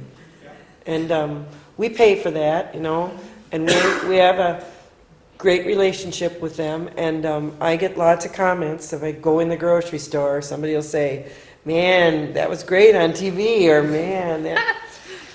I'm surprised at people that watch it. But if, again, if we post in the newspaper, just a very short, one column inch, that there's going to be a town board meeting, the agenda details are on the website, and the website. Probably good transition. Another thing, since we're on TV, to mention is when you go to the website, on the bottom right, there is a spot where you can click to subscribe to messages that I send out periodically, and I need to be in the habit of sending out that. I sent the agenda for this meeting because it was the annual meeting, but I can do that every month to the subscribers too, as a reminder. That would help. How many subscribers do you have, sir? I don't know off the top of my head. A couple hundred probably. Yeah, not a lot. So Hope, you keep saying 3. The town is actually posting in 4 places. Right. The web is a place where it's posted. Talking about three physical locations. Right. I also wondered if, with the plan commission dealing with variances and those things, I think there are publishing rules for that, aren't there? Zoning changes? Well, yes, and they're done by the county. Yeah, they're sent out maybe within a mile and a half or whatever. You know, so the neighbors would come forward on a variance, they would be notified by the county before. We are only a recommending body. Comes through our planning commission, comes through our board, and then goes on to the county for those variances or zoning changes. Hope, I would just like to say that the Daily Times does have a one day a week, they post everyone, but they don't post the entire agenda. They post the meeting and then they maybe pick out a few highlights of it. And it's always on one day of the week, and the Daily Times does have daily courier service in Lake Mills. Very good, Margaret. So, a discussion, anyone want to make a motion to make a decision? You guys are so brave. I'm going to make a motion that we change the policy of the town of Lake Mills to posting our agendas at the 4 places mentioned and not to publish in the Lake Mills Leader. I'll second it. Now, is there any other discussion on that? Did you want to make that transition? Make to a that suggestion? transition in May? No, to use the news brief? Yeah, I think that's a great idea. Yeah, give it a try. And you could do the same thing on your website to notify your subscribers that a meeting is upcoming. And I guess we'll try it for a while and see what happens. All in favor? Is there a second to my motion? Dave I seconded did. it. All right. All in favor of the motion, please say aye. Aye. Aye, and all opposed, same sign. We'll see what happens. Discussion and decision on road bids. So I got 4 sheets of road bids put together. I still need to work on the specs for London Road. I talked with Brian at the county today. He kind of told me I was on my own. After all the work we put in with him, I was a little disappointed, but I'll need to work on those road bids. But the rest of the sheets, you guys have those? This is what you gave me the other night. Right. I put them on the website already, except for the potholes that you were going to discuss tonight, and there was another one. The major ones. Yeah, I think that one was a whole too. No, that one's on there. But it's just, I also put your letter on there as well, with the dates. Okay. All bids due by Monday, May 11th. All right, so the first thing that I thought we should talk about is we have quite a list of potholes, and we can motion ourselves to do that. I would like to motion that we present that list of bids to Bedrock Hay and Landscaping with a not to exceed $5,000 for that list of potholes. I'll second it. And then is there any discussion on that? Can you start tomorrow? I don't know, might be too cold for... Oh. There's really getting to be some really bad. There getting to be ones, some yeah. bad ones. There's Is a there couple a that- certain road that's bothering you more than any? Well, I've had a couple complaints on Newville Road, that there's a Newville. couple over the last 3 or 4 days that has really popped up. Okay. And I did see, where did I see another one that was kind of bad? I don't remember which road I was on today. I don't know, but I was on conservation the other day and it ain't Oh. getting any better. I know it was Krogville Road. Crowville. There Oh. was one that was really bad. I have a couple of clarifications. Brushing was one that we were gonna hold, and I don't remember why. Basically, we could put it out to bid. I need to fix the addresses. Okay. I need some addresses. And I need to add this, add a tree.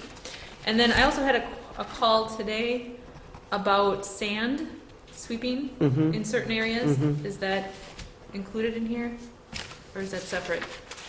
I mean, should that be included in here, or is that? Well, since we had the 5-inch rainstorm, we've had an awful lot of piling up sand and so. There's a few spots on Short Hills Road, I know, and then the call I got was on Indian Trail. And he actually suggested that they salt out there less during the year because it just sits there. And it's not necessary, apparently. All right. So I guess probably what we would do is, I don't think it's worthy of putting that out to bid. We'll probably work with the county highway department and ask them what they would charge by the hour. But we did discuss that on our road tour. Okay. You know, and then we had the 5 inches of rain, and it became very apparent that there are some areas that need to be swept, so we'll be addressing that. Potholes. Back to potholes, yes. All in favor of approving the motion on the floor, please say aye. Aye. Aye, and all opposed, the same sign. And as far as the rest of the bids go, I need to tune up the London Road bid now that we really have permission from the electors to go ahead with that. And then- So, did you want to do that right now? Did you want to, what do you want to do? Because if we're going to do the bid letting, we should do them. All at once? But I don't have the specs put together, Dave. You trust me? The highway commissioner? Oh. But what about the rest of the stuff that's on there? And Sure. the London Road, we can